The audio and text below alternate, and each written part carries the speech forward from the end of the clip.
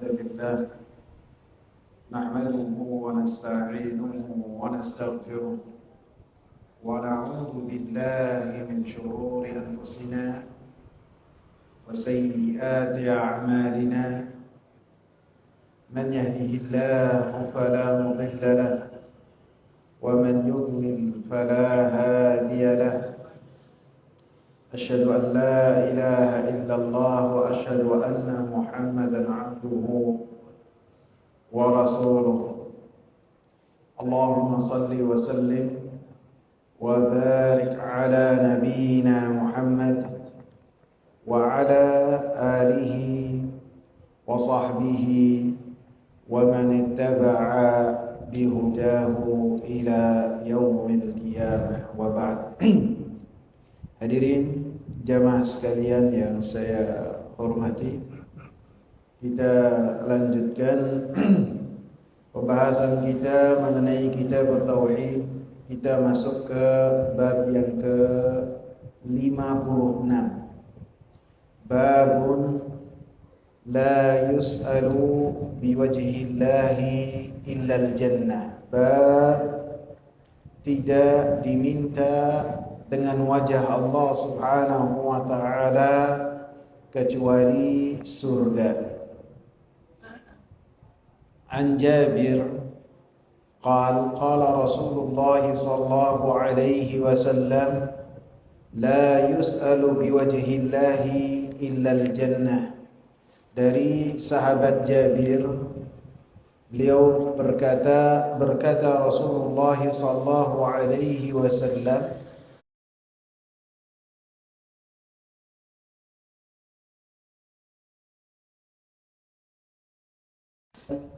oleh Al-Imam Abu Dawud. Jamaah sekalian, termasuk dari kita mentauhidkan Allah Subhanahu wa ta'ala, kita mentauhidkan Allah Subhanahu wa ta'ala dari nama-nama Allah Subhanahu wa ta'ala dan sifat-sifat Allah Subhanahu wa ta'ala. Walillahil asma'ul husna fad'uuhu biha. Dan Allah Subhanahu wa ta'ala memiliki nama-nama yang indah. Fad'uuhu biha, maka berilah kepada Allah Subhanahu wa ta'ala nama-nama tersebut sesuai dengan apa yang telah Allah Subhanahu wa ta'ala kabarkan dalam Al-Quran, sesuai dengan apa yang telah Rasulullah sallallahu alaihi wasallam kabarkan dalam hadis-hadis Nabi sallallahu alaihi wasallam. Karena pada hakikatnya setiap apa yang dikatakan oleh Rasulullah sallallahu alaihi wasallam adalah wahyu dari Allah Subhanahu wa ta'ala. Wa ma yantiqu 'anil hawa in huwa illa wahyu yuha. Tidaklah dia berkata kecuali dengan apa yang diwahyukan oleh Allah Subhanahu wa ta'ala kepada Nabi Muhammad sallallahu alaihi wasallam. Lebih-lebih pembahasan yang berkaitan tentang Allah Subhanahu wa ta'ala. Tidaklah ada yang mengetahui tentang Allah Subhanahu wa ta'ala, tentang sifat-sifat yang Allah Subhanahu wa ta'ala miliki, tentang ketuhanan yang dimiliki oleh Allah Subhanahu wa ta'ala, apa-apa sifatnya, apa saja yang dilakukan, tidak ada yang mengetahuinya kecuali Allah Subhanahu wa ta'ala itu sendiri. Dan Allah Subhanahu wa ta'ala mengabarkan, mengenalkan dirinya di dalam Al-Quranul Karim. Karena di dalam Al-Quranul Karim termasuk kandungan yang paling banyak pengenalan Allah Subhanahu wa ta'ala kepada hamba-hambanya tentang dirinya. Apa saja yang dimiliki oleh Allah Subhanahu wa ta'ala. Ya ibadiyalladzina asrafu ala anfusihim la taqnatu min rahmatillah. Allah mengenalkan tentang rahmatnya. Wahai hamba-hambaku yang mereka telah melampaui batas terhadap diri-diri mereka dengan melakukan perbuatan dosa, dengan melakukan perbuatan kufur, dengan melakukan perbuatan kemunafikan, dengan melakukan perbuatan bid'ah. La taqnatu min rahmatillah. Janganlah kalian berputus asa dari rahmat Allah Subhanahu wa taala. Jadi Allah Subhanahu wa taala mengabarkan dalam Al-Qur'an dan dalam hadis-hadis Nabi sallallahu alaihi wasallam tentang Allah Subhanahu wa taala. Dan termasuk yang dikabarkan oleh Rasulullah sallallahu alaihi wasallam, dan itu adalah wahyu dari Allah Subhanahu wa taala, bahwasanya Allah Subhanahu wa taala memiliki wajah. Di dalam banyak ayat Allah Subhanahu wa taala sebutkan tentang hal tersebut. Seperti dalam surat Al-Qasas ayat 88. Kullu syai'in halikun illa wajhah. Segala sesuatu akan binasa kecuali wajah Allah Subhanahu wa taala. Dalam surat Ar-Ra'd ayat 22, Allah Subhanahu wa taala katakan, walladzina sabaru ibtigha'a wajhi rabbihim, dan mereka yang bersabar dalam ketaatan, bersabar dalam menjauhi larangan-larangan Allah, bersabar dalam menghadapi ketentuan-ketentuan Allah Subhanahu wa taala, takdir, ibtigha'a wajhi rabbihim, dalam rangka mencari wajah Allah Subhanahu wa taala. Di dalam surat Ar-Rahman Allah Subhanahu wa taala katakan, kullu man 'alaiha fan wa yabqa wajhu rabbika dzul jalali wal ikram. Semua yang ada di muka bumi ini semuanya akan binasa. Wa yabqa wajhu rabbika dzul jalali wal ikram. Dan akan tetap ada wajah Rabbmu yang memiliki kebesaran dan kemuliaan yang tetap langgeng. Kemudian dalam hadis juga Nabi sallallahu alaihi wasallam mengatakan, a'udzu bi nuri wajhik alladhi asyraqat lahu adh-dhulumat wa salaha alaihi amrud dunya wal akhirah. Saya berlindung dengan cahaya dari wajahmu yang kegelapan-kegelapan menjadi hilang, dan perkara-perkara di dunia akan menjadi baik, perkara-perkara di dunia dan perkara-perkara di akhirat. Dan termasuk ketetapan dari ahli sunnah wal jamaah, ketika menetapkan untuk Allah Subhanahu wa ta'ala sifat, maka sifat-sifat yang Allah Subhanahu wa ta'ala tetapkan tidaklah menyerupai dengan sifat-sifat selain Allah Subhanahu wa ta'ala. Allah Subhanahu wa ta'ala mengabarkan bahwasanya Allah Subhanahu wa ta'ala basir. Allah Maha melihat, Allah memiliki mata. Maka ketika kita menetapkan untuk Allah Subhanahu wa ta'ala mata, maka sesuai dengan keagungan Allah Subhanahu wa ta'ala dan sesuai dengan kebesaran Allah Subhanahu wa ta'ala, dan manusia yang lemah tidak mampu untuk terlintas di kepalanya bagaimana kebesaran sifat Allah Subhanahu wa ta'ala tersebut. Begitu juga dengan ketika kita menetapkan bahwasanya Allah Subhanahu wa ta'ala memiliki wajah.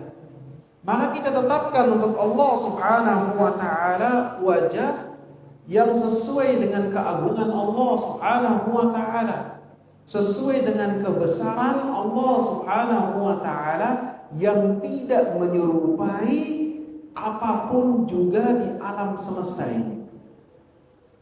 Allah Subhanahu wa taala katakan, Allah mengenalkan tentang dirinya, laisa kamitslihi syai'un wa huwas samiul basir. Tidak ada yang serupa dengan Allah Subhanahu wa taala apapun juga, siapapun juga, tidak ada yang serupa. Wujudnya, sifat-sifatnya tidak ada yang serupa dengan Allah Subhanahu wa taala.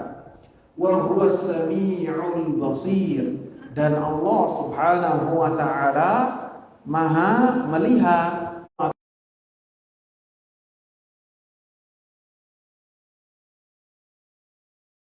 Sifat mendengar, memiliki sifat melihat, maka tidak bisa disamakan dengan Allah Subhanahu wa taala. Karena dalam muqaddimah surat Asy-Syura ini Allah berikan muqaddimah, tidak ada yang serupa dengan Allah sedikit pun. Dan Allah Subhanahu wa taala Maha mendengar dan Allah Maha melihat, sehingga ketika manusia melihat, manusia mendengar, maka berbeda dengan As-Sami, berbeda dengan Al-Basir.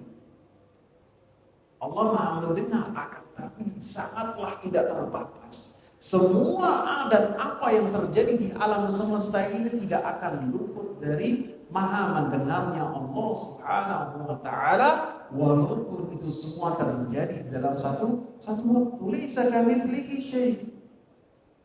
Begitu juga ketika kita menetapkan untuk Allah mata, maka ketika kita lihat antara makhluk Allah Subhanahu wa taala saja, walaupun namanya sama akan tetapi wujudnya berbeda, maka bagaimana apabila kita bandingkan antara makhluk dengan Allah Subhanahu wa taala? Ketika kita mengatakan kita memiliki mata, dan kita pun mengatakan semut memiliki mata, apakah wujudnya sama antara mata manusia dengan mata semut? Tidak sama. Apabila antar ciptaan Allah Subhanahu wa taala, makhluk-makhluk yang telah Allah Subhanahu wa taala ciptakan ada perbedaan, maka bagaimana antara Khalik dengan makhluk? Dan Allah tetapkan dalam banyak ayat. Dalam surat Thaha Allah Subhanahu wa taala katakan, hal ta'lamu lahu samia. Apakah kalian mengetahui untuk Allah Subhanahu wa taala samia yang serupa? Tandingan, tidak ada yang serupa dengan Allah Subhanahu wa taala. Dalam surat An-Nahl Allah Subhanahu wa taala katakan, atau dalam surat Al-Baqarah, fala taj'alu lillahi andadan wa antum ta'lamun. Surat Al-Baqarah ayat 22 kalau tidak salah. Janganlah kalian jadikan untuk Allah Subhanahu wa taala tandingan, sedangkan kalian mengetahui bahwasanya Allah Subhanahu wa taala sajalah yang memiliki hak rububiyah, dan tidak ada yang serupa dengan Allah Subhanahu wa taala. Dalam surat Al-Ikhlas, Allah Subhanahu wa taala mengenalkan dirinya kepada hamba-hambanya dalam surat Al-Ikhlas. Sehingga surat Al-Ikhlas dinamakan dengan surat Al-Ikhlas karena surat ini murni di dalamnya pengenalan tentang Allah Subhanahu wa taala. Ketika sebagian orang-orang Arab jahiliyah mengolok-olok Nabi Muhammad sallallahu alaihi wasallam, ya Muhammad insib lana rabbak. Wahai Muhammad, berikanlah kepada kami nasab Tuhan kamu. Maka Allah Subhanahu wa taala turunkan surat Al-Ikhlas, satu surat yang membahas tentang Allah Subhanahu wa taala. Satu surat yang Rasulullah katakan ta'dilu thulutsal Quran, yang serupa dengan sepertiga Al-Qur'anul Karim. Karena Al-Quran pembahasan di dalamnya ada tauhid, di dalamnya ada hukum-hukum, di dalamnya ada qasas, ada cerita, ada kabar. Sehingga ketika membahas surat Al-Ikhlas adalah sepertiga karena di dalamnya membahas tentang tauhid seluruhnya, sehingga sepertiga dari Al-Quran ataupun kandungan Al-Quran, Al-Quranul Karim. Allah katakan, Qul huwallahu ahad. Katakanlah wahai Nabi Muhammad sallallahu alaihi wasallam, dialah Allah subhanahu wa ta'ala ahad, esa. Allahus samad, Allah as-samad, yang selain dari Allah subhanahu wa ta'ala berhajat kepada Allah subhanahu wa ta'ala, dan Allah subhanahu wa ta'ala tidak membutuhkan kepada selainnya, tidak. Apapun yang Allah ciptakan, Allah tidak butuh terhadap apa yang telah Allah ciptakan tersebut. Lam yalid wa lam yulad, tidak beranak dan tidak pula diperanakkan. Wa lam yakul lahu kufuwan ahad, dan tidak ada sesuatu yang setara dengan Allah subhanahu wa ta'ala dan yang serupa dengan Allah subhanahu wa ta'ala. Sehingga tidak boleh ketika kita membahas tentang sifat-sifat Allah, Allah memiliki tangan, Allah memiliki kaki, kemudian kita serupakan si sifat-sifat tersebut dengan apa yang kita ketahui. Tidak boleh. Sehingga dikatakan oleh Al-Imam Nu'aim bin Hammad, salah seorang guru dari gurunya Al-Imam Bukhari rahimahullah, man syabbaha Allah bi khalqihi faqad kafar. Siapa yang menyerupakan Allah subhanahu wa ta'ala dengan makhluknya, maka dia telah kufur. Karena Allah mengatakan apa? Laisa kamitslihi syai'. Hal ta'lamu lahu samia? Fala taj'alu lillahi andada. Banyak ayat yang menegaskan tidak ada yang serupa dengan Allah. Wa lam yakul lahu kufuwan ahad. Kemudian ada orang-orang yang menyerupakan sifat-sifat Allah dengan selain Allah subhanahu wa ta'ala, maka dikatakan dari Imam Nu'aim bin Hammad, faqad kafar. Ia telah kufur. Wa man jahada ma wasafa Allah bihi nafsahu faqad kafar. Dan siapa yang mengingkari apa-apa yang telah Allah subhanahu wa ta'ala sifati untuk dirinya, baik yang tercantum dalam Al-Quran ataupun hadis-hadis Nabi sallallahu alaihi wasallam, kemudian dia berani mengingkarinya dengan mengatakan ini tidak rasional, ini tidak masuk akal, ini bla bla bla bla, maka faqad kafar, dia telah kufur. Karena seyogianya orang yang beriman kepada Allah dan Rasulnya, perkara yang pertama yang harus ia perhatikan adalah beriman terhadap semua yang Allah subhanahu wa ta'ala kabarkan, beriman terhadap semua yang Rasulullah sallallahu alaihi wasallam kabarkan, tanpa ia banding-bandingkan dengan logika-logika manusia yang akal-akal manusia itu berbeda-beda. Sehingga Allah subhanahu wa ta'ala sifat yang pertama yang berkaitan dengan orang-orang yang bertakwa, yang Allah subhanahu wa ta'ala katakan bahwasanya mereka adalah orang-orang yang mendapatkan petunjuk hidayah dari Allah subhanahu wa ta'ala. Allah sebutkan apa? Dalam surat Al-Baqarah ayat yang ketiga.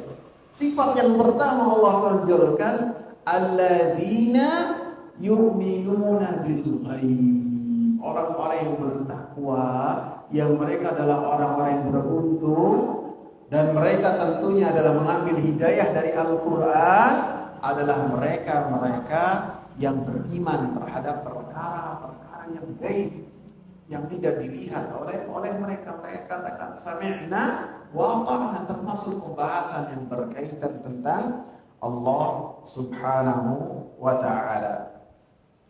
Maka dalam bab ini kita dilarang untuk meminta dengan wajah Allah Subhanahu wa taala kecuali surga.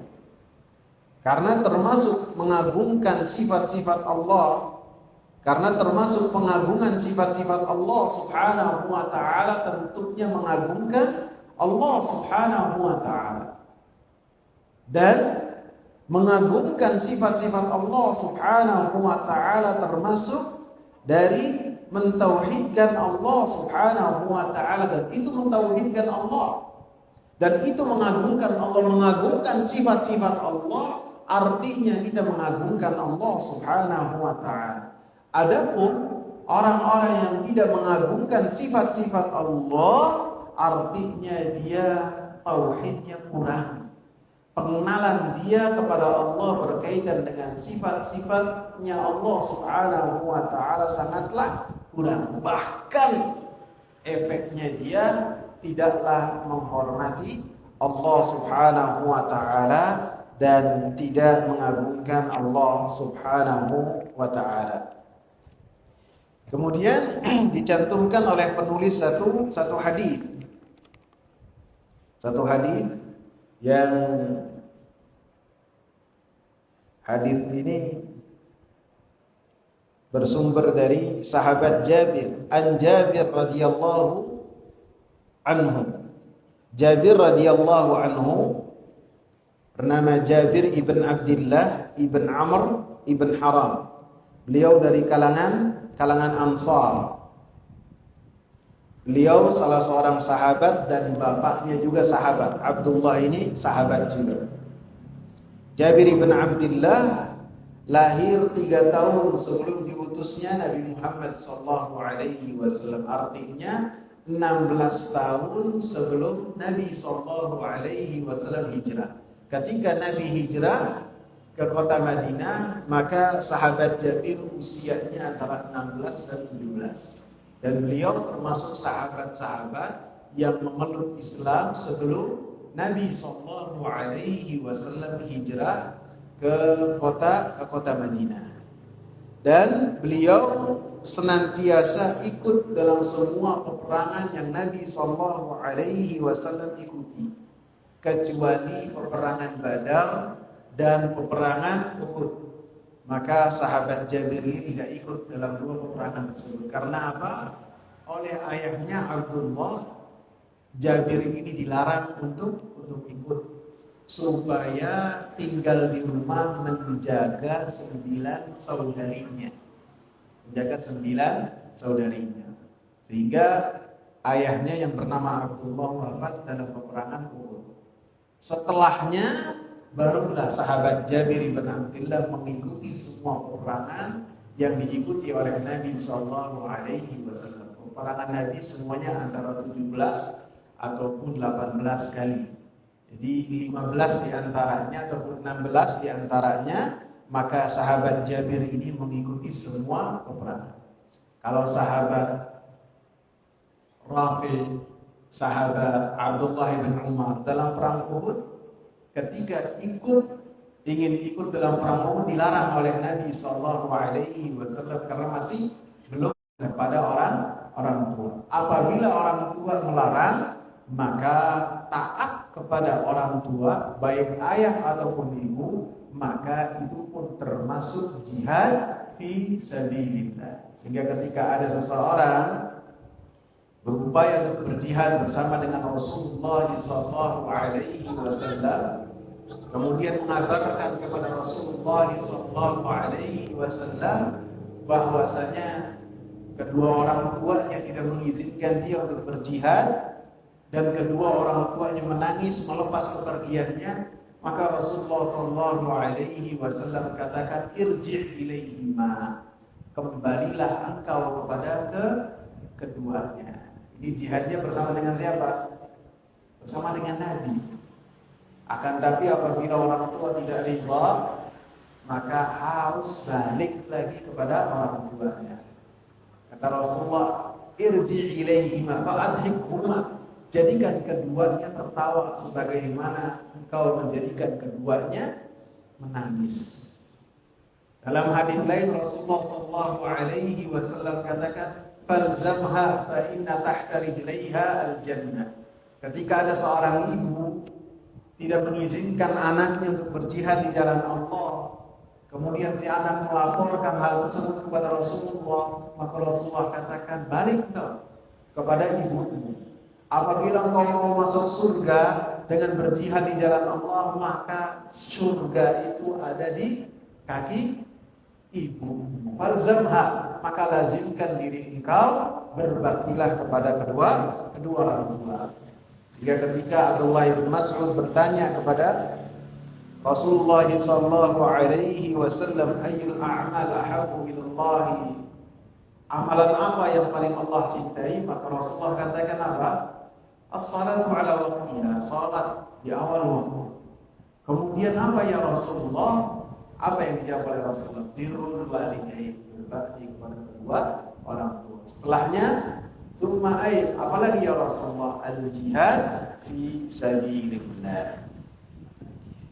Kemudian sahabat Jabir inilah yang ketika Rasulullah sallallahu alaihi wasallam dapati Jabir ini berjalan dengan tergopoh-gopoh dalam satu peperangan, kemudian sahabat Jabir mengabarkan kepada Rasulullah sallallahu alaihi wasallam bahwasanya dirinya telah menikah, maka Rasulullah sallallahu alaihi wasallam katakan kepada Jabir, apakah kau menikah dengan gadis ataukah dengan janda? Maka Jabir mengatakan menikah dengan janda. Maka Rasulullah katakan, halla bikra tula'ibu wa tula'ibu, kenapa kau tidak menikahnya dengan gadis? Kenapa Jabir menikahnya dengan janda?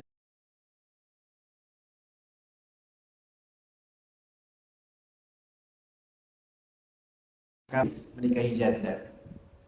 Kemudian Jabir bin Abdullah ini wafat pada tahun 78 Hijriah di kota Madinah. Usia beliau 94 tahun.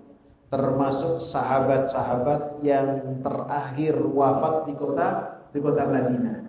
Sebelum Sahal ibn Sa'ad As-Sa'idi. Setelahnya baru sahabat yang terakhir wafat di kota Madinah, yaitu Sahal ibn Sa'ad As-Sa'idi. Dan beliau menghabiskan waktu sebagai pengajar untuk para tabi'in. Dan ketika beliau wafat pada tahun 78 Hijriah, maka yang menyalati beliau sebagai imam sholat jenazahnya adalah Aban ibn Uthman ibn Affan, putra dari Uthman ibn Affan. Dan riwayat hadis dari beliau untuk umat ini sampai kepada kita 1540 hadis sampai kepada kita. Jadi termasuk sahabat yang sangat banyak sekali meriwayatkan hadis. Kalau sahabat Abdullah bin Umar berapa? Ada yang ingat? Dua pertemuan yang lalu kita bahas 2630 hadis. Jadi Abdullah bin Umar lebih banyak. Kemudian hadis ini Jabir bin Abdullah radhiyallahu anhu mengatakan bahwasanya Rasulullah sallallahu alaihi wasallam mengatakan, la yus'alu biwajhillahi illa al-jannah. Tidaklah diminta dengan wajah Allah Subhanahu wa taala kecuali surga. Makna dari hadis ini yang pertama adalah janganlah kalian meminta kepada siapapun dari makhluk sesuatu dengan jaminannya wajah Allah Subhanahu wa taala. Karena tidaklah diminta dengan wajah Allah Subhanahu wa taala kecuali surga. Artinya makna yang pertama ini, janganlah kamu meminta kepada seseorang dengan atas nama wajah Allah. Fulan, saya minta kepadamu dengan wajah Allah ini dari perkara-perkara dunia. Maka inilah yang dilarang dalam hadis ini dari makna yang pertama. Sehingga Rasulullah katakan tidak boleh meminta dengan wajah Allah Subhanahu wa taala kecuali surga.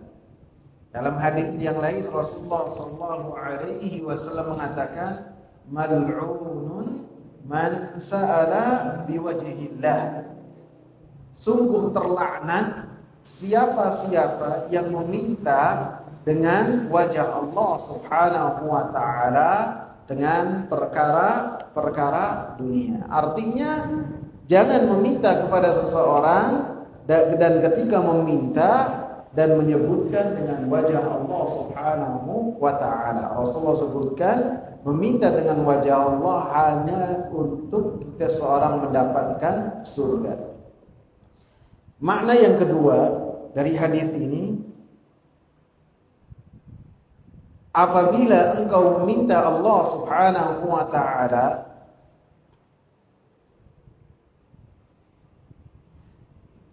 kemudian engkau meminta surga dan apa-apa yang dengannya seseorang bisa masuk ke dalam surga seperti amal soleh, maka tidak mengapa engkau meminta kepada Allah Subhanahu wa taala dengan wajah Allah Subhanahu wa ta'ala. Apabila memintanya surga kepada Allah dan apabila meminta kepada Allah Subhanahu wa ta'ala sesuatu dari perkara-perkara dunia apapun itu, maka janganlah meminta kepada Allah Subhanahu wa ta'ala dengan wajah Allah Subhanahu wa ta'ala.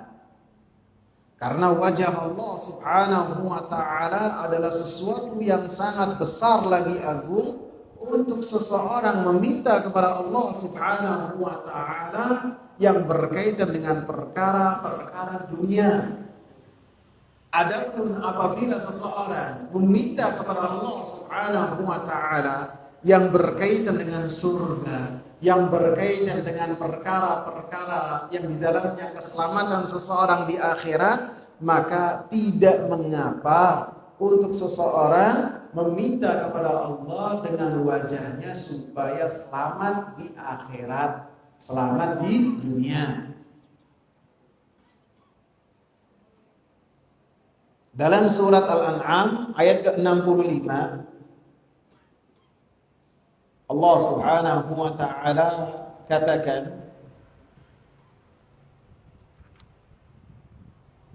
ayat 65, Qul huwal qadiru ala an yab'atha 'alaikum 'adzaban min fawqikum.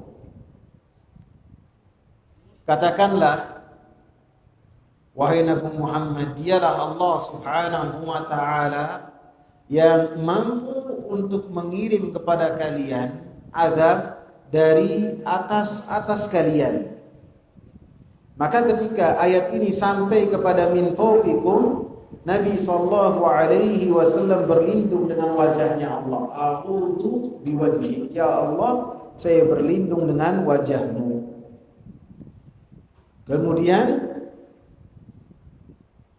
Allah katakan au min tahti arjulikum, dan dialah Allah Subhanahu wa ta'ala yang mampu mengirim kepada kalian azab dari bawah kaki kalian.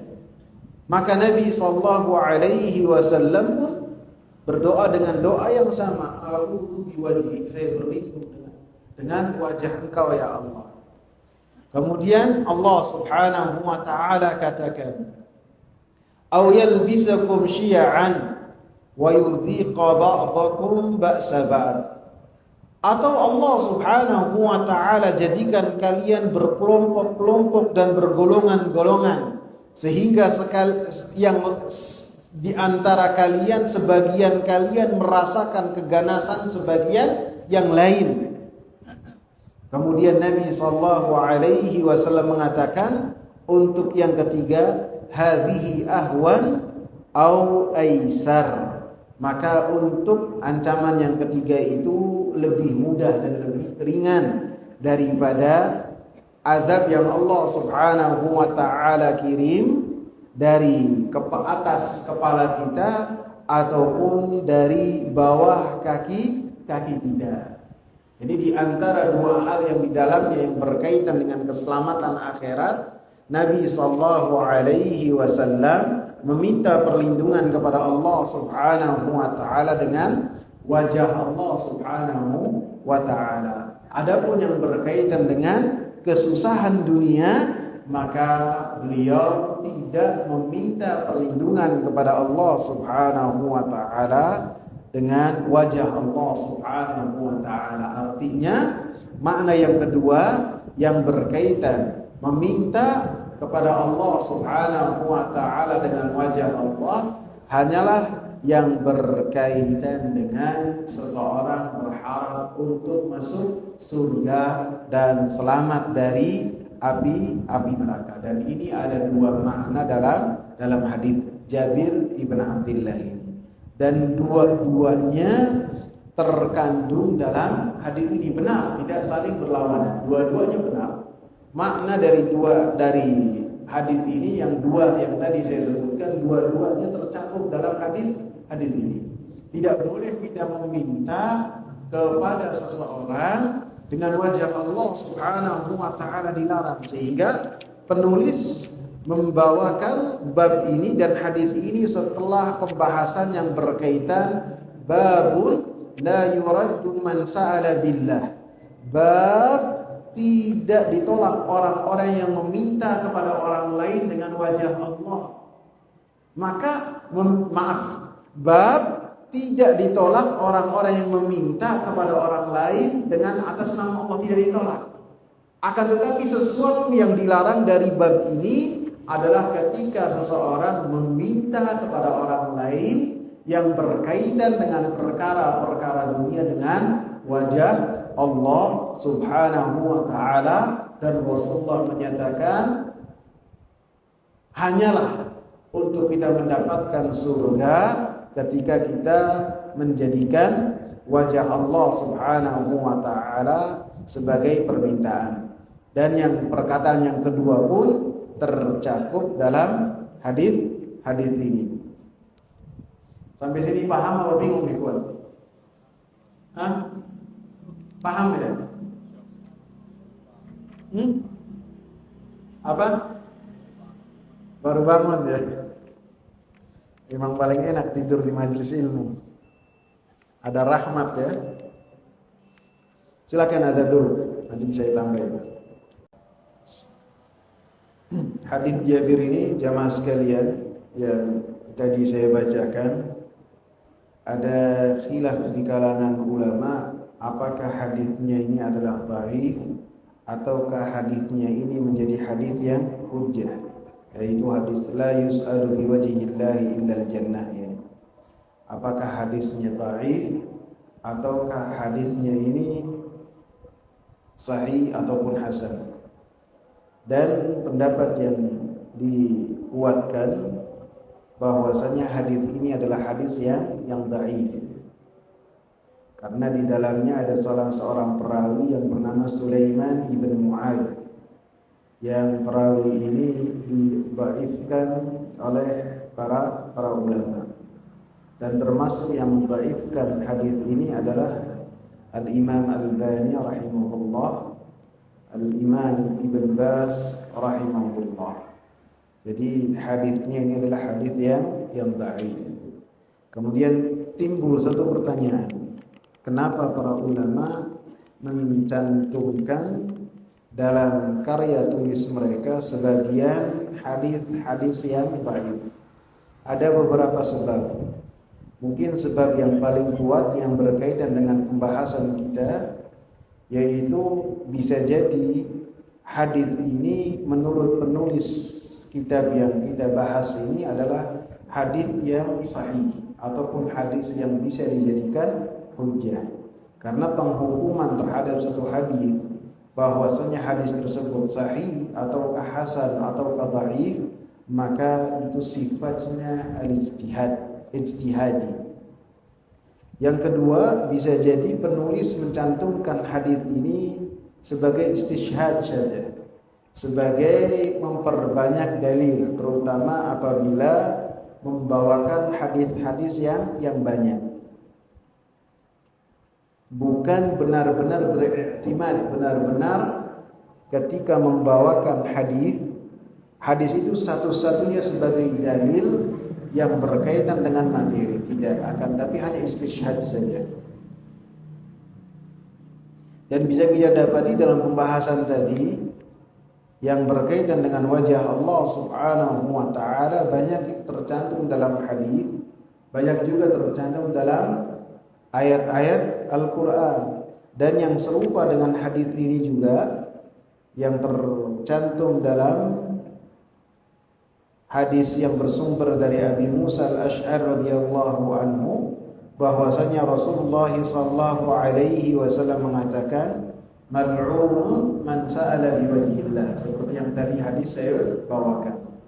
Sungguh terlaknat orang-orang yang meminta kepada orang lain dengan wajah Allah Subhanahu wa taala. Jadi ini ada keserupaan antara hadis Abu Musa dengan hadis Jabir ibn Abdullah. Jadi alhasil, apabila ada hadis yang dhaif dalam pembahasan kita, maka kita sebutkan bahwasanya hadis tersebut adalah hadis yang dhaif, dan tentu dengan merujuk kepada penghukuman para ulama yang berkaitan dengan hadis-hadis yang kita bahas.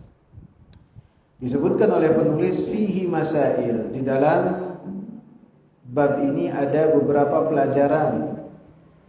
Al-ula, pelajaran yang pertama, an-nahyu an yus'ala biwajhillahi illa ghayatul maqalib.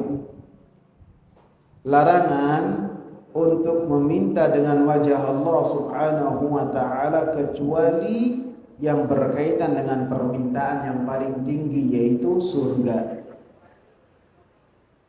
Ats-tsaniyatu, pelajaran yang kedua, itsbatu sifatil wajhi, menetapkan untuk Allah Subhanahu wa taala sifat wajah.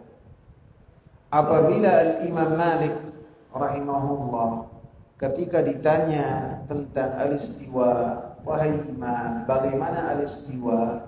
Maka Imam Malik mengatakan al-istiwa ma'lum. Istiwa itu adalah sesuatu yang diketahui secara bahasa dan secara pemahaman manusia yang sesuai dengan fitrahnya, bahwasanya istiwa adalah sesuatu yang diketahui.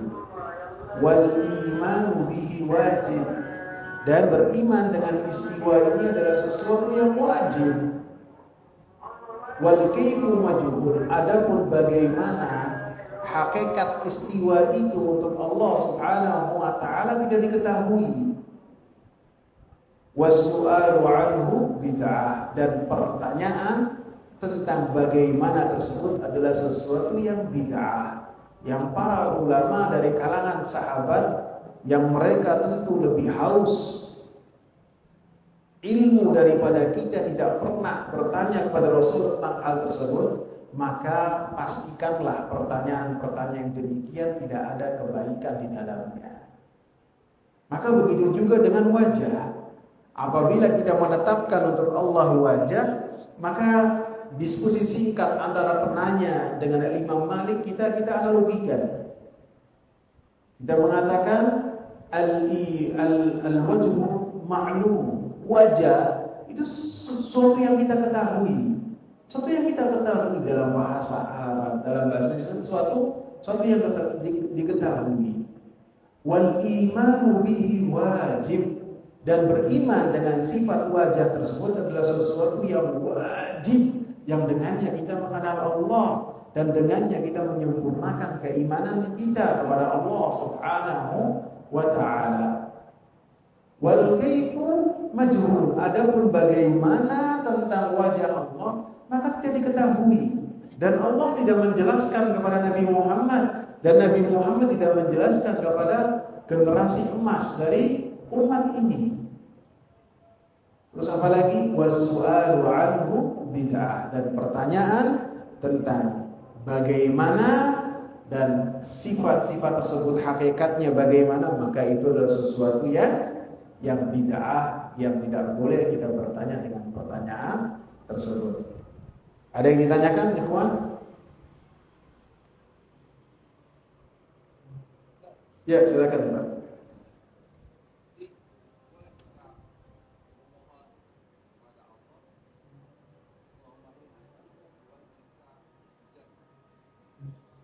Boleh. Ya, sesuai dengan pembahasan kita. Untuk kebaikan akhirat, untuk supaya kita masuk surga, maka kita boleh berminta dengan permintaan demikian sesuai dengan pembahasan kita. Walaupun pada hakikatnya hadisnya adalah lemah, ya. Dan hadis yang lemah bisa jadi menurut ijtihad dari ulama yang lain, bisa jadi hadis tersebut adalah hadis yang sahih. Seperti Imam Ahmad rahimahullah, beliau menyatakan yang berkaitan dengan Sulaiman ibn Mu'adz ini, beliau mengatakan bahwasanya Sulaiman ini hujjah, thiqah, termasuk perawi yang diterima. Adapun Ibn Ma'in menolak bahwasanya perawi ini dikatakan sebagai perawi yang diterima riwayat. Jadi ada khilaf di kalangan ulama. Cukup ya? Subhanakallahumma wa bihamdika asyhadu an la ilaha illa anta astaghfiruka wa atubu ilaik. Wassalamu alaikum warahmatullahi wabarakatuh.